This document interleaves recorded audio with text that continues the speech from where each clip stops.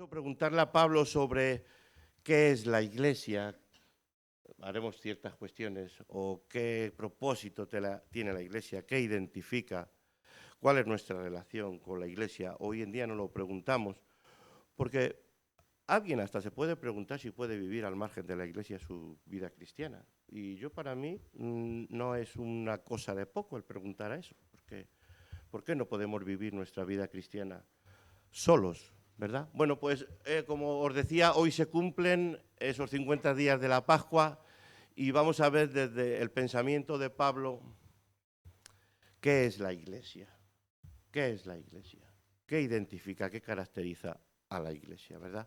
Es un tema inagotable, tiene 2000 años su historia, ¿verdad? De modo que intentar abarcar eso en 30 minutos, pues sería un iluso por mi parte. De modo que solamente, como siempre digo, nos iremos y a vista de pájaro diremos algunas pinceladas. Incluso todas las veces que me he estado preguntando durante esta semana este tema, porque este tema se deriva del que hace 7 o 8 semanas os hablé sobre la relación de Pablo con Cristo, de esa fórmula tan maravillosa que aparece tanto en sus escritos, en Cristo. Porque vamos a ver un texto, o nos vamos a basar para hoy hablar en un texto de Pablo, donde habla de cómo estamos en Cristo.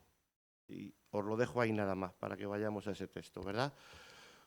Empezamos así. Pues entonces el camino que nos toca vivir como peregrinos no es otra cosa que la vida. Es algo que estoy repitiendo continuamente en esta serie. Y para nosotros una manera o modo de vivir y de andar con Jesús. Eso es el camino que a todo peregrino nos toca recorrer. Tenemos un principio y un fin de vida y tenemos que vivir nuestra vida cristiana junto a Jesús, ¿verdad? Andar con Jesús. El objetivo que me planteo en estos minutos es resaltar la importancia que tiene para nuestra vida cristiana el papel de la Iglesia. Sí, tiene un papel fundamental la Iglesia en nuestro caminar, en nuestro devenir con Jesús. No podemos vivir al margen de la Iglesia. Esa es mi opinión humilde desde aquí, creo que también la de Pablo. Y por eso os la quiero presentar como dicen las Escrituras. Bien, esto es lo importante, es andar al paso de Jesús. Y andar al paso de Jesús no tiene otra motivación que escucharle, escuchar a Jesús. Porque cuando vamos detrás o vamos delante, podemos no escuchar. Y sobre todo yo, que cada vez me estoy quedando más sordo, ¿verdad, María José? De modo que andar con Jesús no tiene otro propósito que ese, escuchar a Jesús. Y que Él a su vez nos escucha a nosotros. Esto es nuestra relación con Él, nuestra reciprocidad, ¿verdad? De modo que esta presentación la voy a basar en 3 textos que los podéis ir buscando, los que queráis.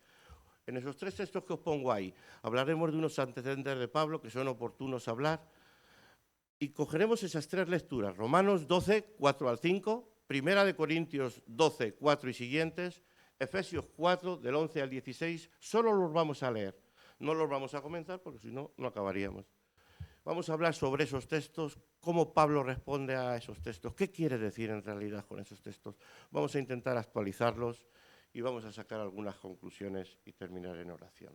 Bien, pues ahí estás tú y ahí estoy yo.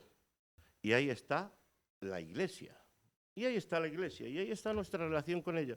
Y son las primeras cuestiones y las primeras preguntas que te quiero traer para que las tengas en consideración durante todo este tiempo que me estés escuchando.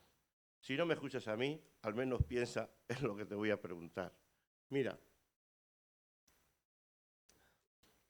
hay personas que dicen que nosotros, cuando nos convertimos y venimos a los caminos del Señor, conocemos a la Iglesia. Tenemos nuestro primer contacto con la Iglesia, con personas que representan la Iglesia. Y como resultado, llegamos a tener esa relación con Jesús. Sin embargo, hay mucha parte de la cristiandad que no lo ve así y dice que nosotros, tú y yo, tenemos una relación, pero no con la Iglesia, sino con Cristo. Y como resultado, vamos a la Iglesia. Parece poca cosa la diferencia, pero tiene su importancia. Y quiero que consideres ambas posturas. Cuando tú conociste al Señor, porque de lo que estamos hablando hoy es de la Iglesia y de cómo conocimos al Señor. Por eso planteémonos esta situación y veamos si es tanta la diferencia y por qué. ¿Verdad? Tú y yo conocimos a la Iglesia y como resultado fuimos a Cristo. ¿O conocimos a Cristo porque Él llamó a tu corazón y como resultado estamos tú y yo aquí en la Iglesia? En la Iglesia. Cuidado, no lo confundamos con el local. ¿Bien? ¿Me habéis entendido las preguntas? Bueno, pues ahora las preguntas que os lanzo son: ¿qué papel juega la Iglesia en mi relación con Jesús? ¿Jesús salva al individuo o salva a la Iglesia? Tampoco es poca cosa la pregunta, porque algunos dirán que salva al individuo. Pero yo no sé si las Escrituras dicen eso. ¿Lo has pensado también? Bueno, quédatelo ahí y empieza a recordar textos. Vale, y la última pregunta, y también inagotable, no podríamos responderla aquí. ¿Qué identifica a la Iglesia? ¿Qué identifica a la Iglesia? Bien, estas tres son las preguntas que te traigo en relación con la Iglesia en el pensamiento de Pablo. Bueno, te quiero decir de Pablo que su vida, cómo se preocupó, cómo lo enfrentó. Ese cuadro de Rembrandt, si alguno vais a Washington, está allí. Me gustaría verlo directamente. No lo sé cómo lo estáis viendo de cerca, pero Rembrandt representa, dicen que del Renacimiento, es uno de los grandes pintores por sus autorretratos. Y aquí representa al apóstol Pablo ¿cómo? ¿Cómo veis ahí a Pablo en ese cuadro? Preocupado. Está reflexivo, pensativo. Eso es lo que me gusta del cuadro.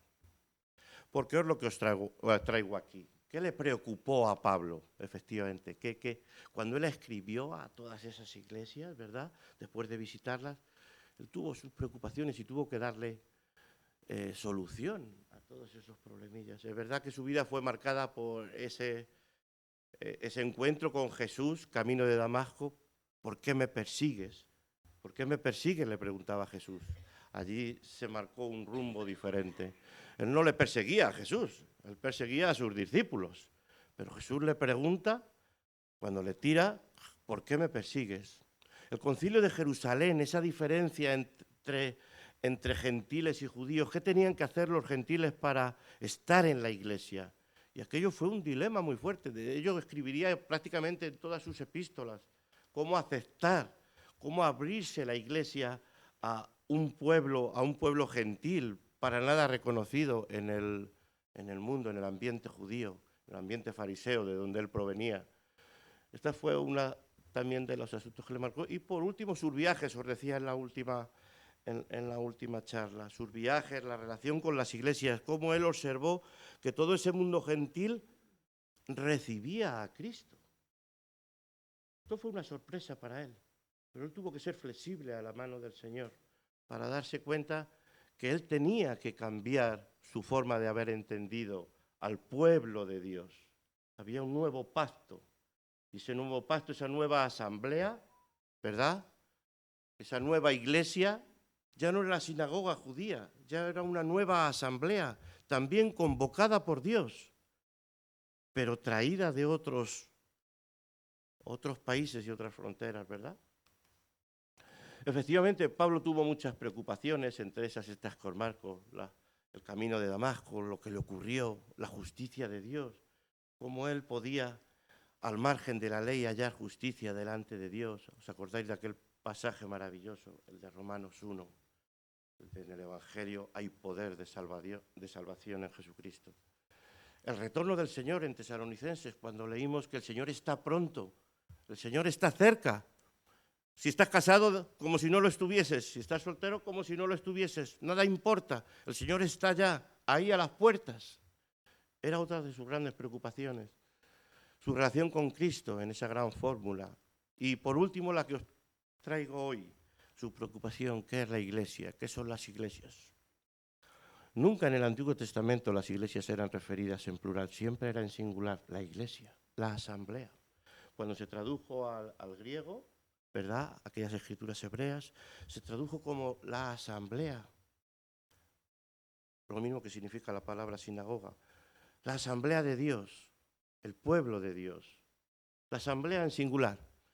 Pero Pablo va a empezar a meter en ese término un plural y ya no la va a llamar la asamblea o la iglesia, la va a llamar las iglesias de Dios. Aquí topamos con un nuevo significado. Mientras que en el Antiguo Testamento, y hay continuidad en Pablo, no pensemos que no, pero mientras que en el Antiguo Testamento siempre se refiere a la asamblea, a la iglesia de Dios, en el Nuevo Testamento Pablo ya dirá las iglesias. Bien, os lo quiero solo dejar ahí.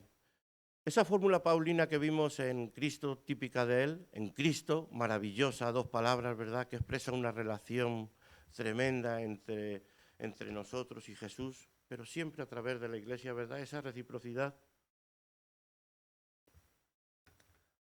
Hoy vamos a ver otra que es relativa con la iglesia. La iglesia en Pablo se nombra de varias maneras. Una como el templo de Dios, la casa de Dios, la esposa de Cristo. Pero ninguna tan fuerte para mí, ninguna tan fuerte como una que ha comentado también Paloma al principio, cuerpo de Cristo. Y quiero detenerme en esta, porque de esta es desde donde quiero contestar esas tres preguntas del principio. La iglesia es cuerpo de Cristo. Una fórmula netamente paulina. No se ve en ningún otro texto del Nuevo Testamento, nada más que en Pablo. Pablo ve a la iglesia cuerpo de Cristo. Cuerpo de Cristo. Y por eso vamos a esas lecturas. Cuerpo de Cristo. La iglesia es el cuerpo de Cristo.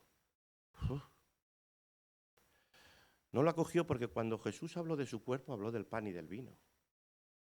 No lo acogió de dichos que le vinieran por tradición de los dichos de Jesús. Sabéis, y ya lo he dicho bastantes veces, que los textos de Pablo fueron los primeros escritos dentro del mundo cristiano. De modo que cuando Pablo cogió esa fórmula, no la cogió de los dichos que le venían de Jesús, de los primeros cristianos, de los que habían estado directamente con el Maestro. A esos dichos fueron los que luego han conformado las Escrituras. Pero Pablo no cogió ese texto de los dichos de Jesús. No lo cogió de ahí. Lo cogió de su cultura helénica, el cuerpo. El cuerpo, se hablaba del cuerpo de Roma. ¿Quién era el cuerpo de Roma? Los romanos eran todos aquellos. Roma era... ¿Dónde se encontraba Roma? Roma se encontraba donde estaban los romanos. Allí donde los romanos estuviesen, allí estaba Roma. Esa era la Roma de ese tiempo. No era tanto física, sino más bien virtual, podríamos decir. Donde estuvieran los romanos, allí estaba Roma. Para los filósofos griegos, este término, soma Christos, quería decir algo así. De modo que tiene un aspecto, tiene un carácter, esta expresión, esta metáfora de lo que es la iglesia, cuerpo de Cristo, que refleja mucho dinamismo, mucha actividad, porque lo que viene a decir es que Cristo no está quieto, Cristo no está en un lugar. Cristo está moviéndose, activo, repartido en todo lugar. Veremos más adelante, ¿verdad? Pero esa es la idea que Pablo quiere dar a sus escritos con lo que es la iglesia. Veamos esos textos ahora, rápidamente. Porque de la manera, Romanos 12, 4, 5, porque de la manera que en un cuerpo tenemos muchos miembros, pero no todos los miembros tienen la misma función, así nosotros, siendo muchos, somos un cuerpo, y fijaros aquí la expresión, la fórmula, en Cristo, aquí aparecen las dos expresiones juntas. Somos un cuerpo en Cristo y todos miembros los unos de los otros. Dice a los romanos en el capítulo 12. En 1 Corintios 12, aquí lo desarrolla todavía más, por eso solo he elegido estos versículos, donde os acordáis del texto donde habla de la mano y del pie y de que los miembros más débiles los vestimos con más decorosidad. Porque así como el cuerpo es uno y tiene muchos miembros, pero todos los miembros del cuerpo, siendo muchos, son un solo cuerpo, así también Cristo. Porque por un solo espíritu fuimos todos bautizados en un cuerpo, sean judíos o griegos, sean esclavos o libres, y a todos se nos dio a beber de un mismo espíritu. Vosotros, pues, sois el cuerpo de Cristo y miembros cada uno en particular. Se lo dice también a los corintios. vosotros sois el cuerpo de Cristo. Y por último, ese texto de Efesios, un poco más largo, se extiende un poco más en el significado de ello, pero también en la misma línea. Y él mismo constituyó a unos apóstoles, a otros profetas, a otros evangelistas, a otros pastores y maestros, a fin de perfeccionar a los santos para la obra del ministerio, para la edificación del cuerpo de Cristo, hasta que todos lleguemos a la unidad de la fe y del conocimiento del Hijo de Dios, a un varón perfecto, a la medida de la estatura de la plenitud de Cristo, para que ya no seamos niños fluctuantes llevados por doquiera de todo viento de doctrina, por estratagema de hombres, que para engañar emplean con astucia las artimañas del error, sino que siguiendo la verdad, en amor crezcamos en todo en aquel que es la cabeza, esto es Cristo, de quien todo el cuerpo, bien concertado y unido entre sí por todas las coyunturas que se ayudan mutuamente, según la actividad propia de cada miembro, recibe su crecimiento para ir edificándose en amor. Ahí a los Efesios también les vuelve a repetir lo mismo, sois un cuerpo, quien todo el cuerpo bien concertado y unido, ¿verdad? Bueno, solo dos conceptos preliminares y vamos directo a las preguntas. ¿La iglesia o las iglesias? Ahí podéis ver en 1 Corintios 1, 2 y comparándolo con 1 Corintios 14, 33, que hay un detalle muy curioso en Pablo cuando os hablaba del plural. Cuando en 1 Corintios dice en su presentación, dice Pablo, llamado a ser apóstol de Jesucristo por la voluntad de Dios, y el hermano Sóstenes, a la iglesia de Dios que está en Corinto. Fijaros lo que dice el texto. A la iglesia de Dios que está en Corinto. A la iglesia de Dios que está en Corinto. Está hablando de la iglesia, pero una iglesia que no está afincada únicamente en esa población en Corinto. A la iglesia de Dios que está en Corinto. De modo que está hablando a los corintios, pero como parte de una iglesia, ¿verdad?, más grande. Y de hecho, cuando, por ejemplo, vemos también, y lo estoy comparando ahí con 14:33, en la misma epístola, les dice a ellos, les dice en el 14:33, solo por poner este ejemplo, pero hay muchos. Pues Dios no es Dios de confusión, sino de paz. Como en todas las iglesias de los santos, vuestras mujeres callen, no quiero hablar de este tema, en otro momento será. No, pero solamente quería hablaros de como en todas las iglesias de los santos, dice el 14:33. A los corintios le está diciendo que hay iglesias, de modo que nos enfrentamos en la mentalidad de Pablo con que hay una iglesia, pero hay también muchas iglesias. Hay una iglesia comunitaria en esa población, pero también hay una iglesia unitaria en todo el mundo. ¿Y de ello qué podemos deducir? ¿Qué concepto podemos sacar? ¿Nosotros somos la iglesia de Cristo? Por supuesto que no. Hay una iglesia más grande que nosotros, que es cuando Pablo está hablando de la iglesia de Cristo. Esa iglesia es ese cuerpo de Cristo. La iglesia está aquí también, perdona si me he expresado mal, pero no somos la iglesia de Cristo, somos una iglesia y todas esas iglesias formamos la iglesia de Cristo, ¿verdad? Esa diferenciación está allí en el pensamiento de Pablo, que nosotros hoy la vemos como normal, pero esto no era normal en el tiempo en el que Pablo vivió. Y nos ayuda a nosotros también centrarnos en las preguntas que vamos a resolver.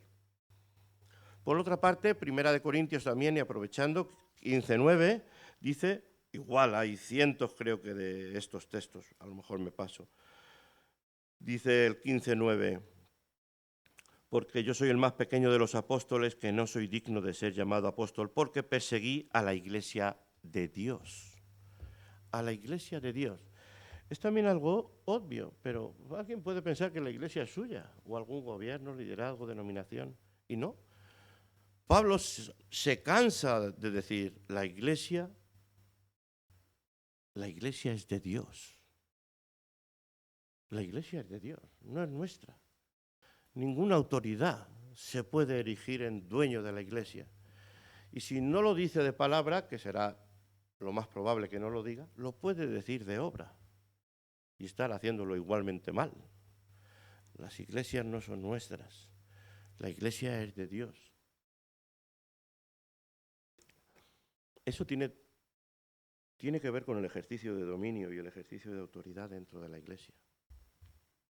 La Iglesia es de Dios. Bueno, bien, ¿y qué papel juega? Y ahora ya sí respondo a esa primera parte. ¿Qué papel juega la Iglesia en mi relación con Jesús? Pues como hemos leído, el cuerpo no es un solo miembro, sino muchos. Y en un texto también en Corintios que leemos casi todos los meses 2 veces, dice Jesús, dice Pablo, esta copa es el nuevo pacto en mi sangre, haced esto todas las veces que la bebiereis en memoria de mí. Efectivamente, el pacto de Jesús no es contigo y conmigo individualmente. No, hermano y hermana, es con la Iglesia. Es con la Iglesia. Continuamos la gracia de Dios en el Antiguo Testamento sobre el pueblo de Israel. A partir de Jesucristo, nosotros continuamos igual ese nuevo pacto, somos ese nuevo pueblo. Pero el pacto no es contigo y conmigo individualmente. Y a veces en nuestra eclesiología esto falla, y más en nuestros tiempos modernos. Porque en nuestros tiempos modernos establecemos nuestra relación con Cristo solo nosotros. Y esto hemos de tenerlo también nosotros meridianamente claro. El pacto de Dios es con la Iglesia a través de Cristo. Y nosotros pasamos a formar parte de la Iglesia porque aceptamos eso. Pero el pacto no es de Dios con cada uno de nosotros individualmente, al margen del cuerpo. No, la Iglesia, el cuerpo, no es un solo miembro, sino muchos. ¿Y Jesús salva al individuo o salva a la Iglesia? Porque ese texto de Hechos dice, y el Señor añadía cada día a la Iglesia los que habían de ser salvos. Cuando yo lo leo me da la sensación de que la Iglesia, hay quienes piensan que la Iglesia tiene un principio y fin, y que los redimidos y elegidos son elegidos por un nombre, y que cuando ese cupo se llene, ¿verdad?, entonces vendrá el Señor. Muchas personas piensan de esa manera. Y entonces Jesús salva a los individuos, pero sin la labor de la Iglesia. O salva a su Iglesia porque ya lo tiene así determinado desde tiempos atrás. Para mí, y a la conclusión que yo he llegado durante este tiempo, es que si fuésemos atrás en estas preguntas, voy a hacerlo rápido, para luego volver. Ahí me quiero quedar. ¿Qué diferencia hay? Bueno, un católico, por supuesto, estaría en la parte primera, en el primer renglón. Un católico te diría eso. La Iglesia es necesaria, los sacramentos, el sacerdocio. Y tú vas a Cristo por la Iglesia. Un protestante no te diría eso. Te diría más bien se alinearía en la segunda. Yo me alineo en la segunda. Pero ¿sabes qué?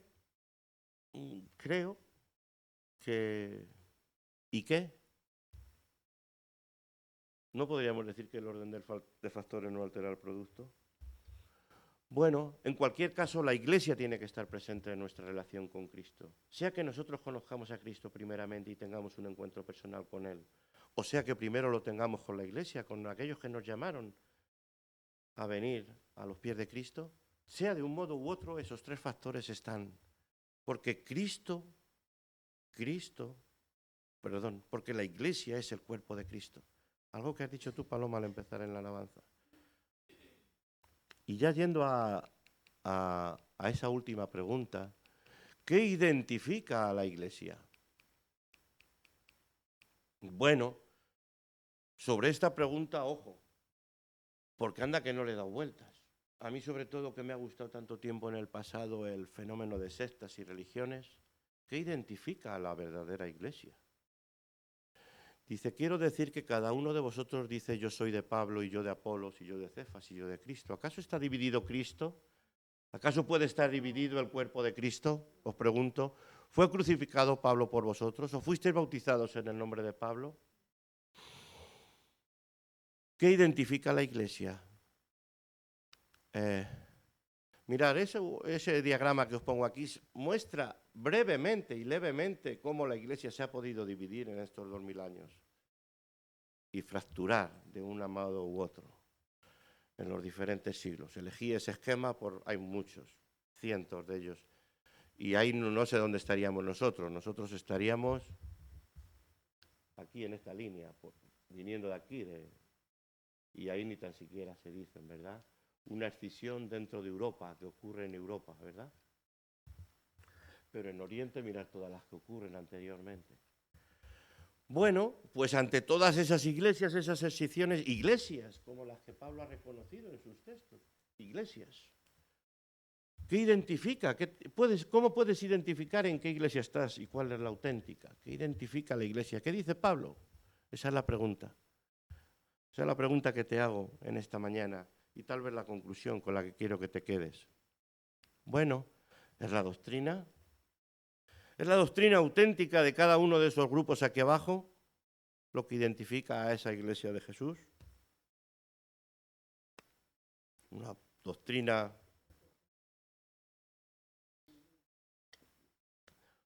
pero identifica a la iglesia una doctrina pura. Dime cuál es, hermano y hermana. Pero es la doctrina, es el culto de cada una de esas. Es el culto que ofrecemos al mundo, lo que identifica a nuestra iglesia como la iglesia de Cristo, la iglesia de Dios auténtica y verdadera. Bueno, la tradición, el amor, ¿vale? ¿Es el amor lo que identifica a la iglesia? ¿Es el gobierno de cada iglesia?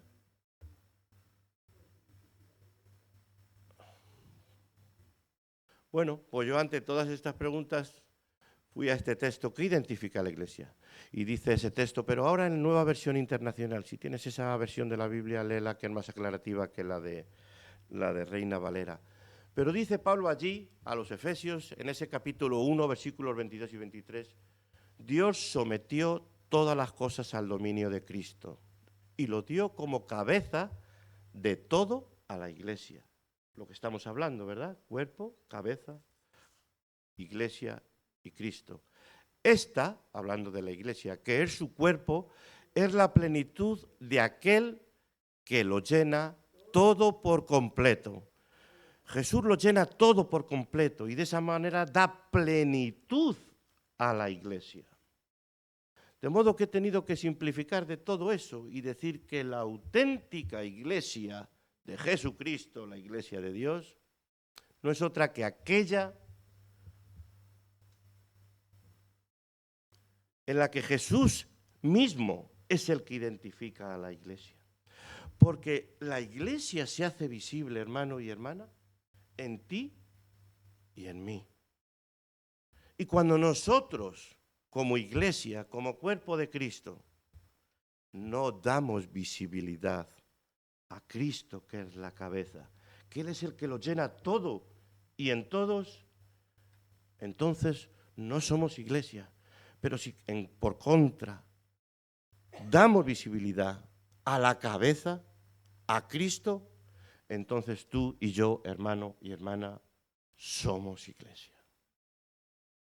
Dar visibilidad a Cristo.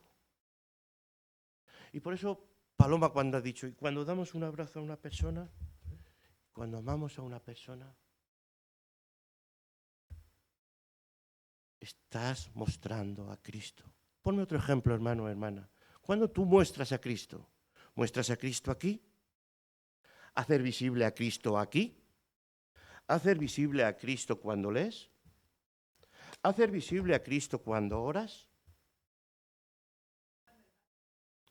hacer visible cuando vas al mercado a Cristo, hacer visible a Cristo cuando vas a tu oficina, hacer visible a Cristo cuando sales de aquí. Amén. En ese momento Jesús se identifica con la iglesia porque Jesús está en nosotros. Jesús está en ti y en mí. Y ese asterisco lo pongo por esa pregunta. Porque nosotros somos la iglesia, porque tú y yo, hermano y hermana, somos la iglesia. Y si nosotros mostramos a Jesús, entonces somos iglesia de Dios. entonces y solo en ese momento es cuando somos iglesia de Dios. La reflexión, y aquí os la traigo, que es lo que estamos hablando y deduciendo. ¿Cuál es la reflexión y actualización que podemos hacer cada uno y juntos como iglesia? La visibilidad de Cristo en el mundo es su cuerpo, es su iglesia. Lamentablemente, la historia de nuestras iglesias, de nuestra iglesia, ha sido deplorable en muchas ocasiones. Claro que sí.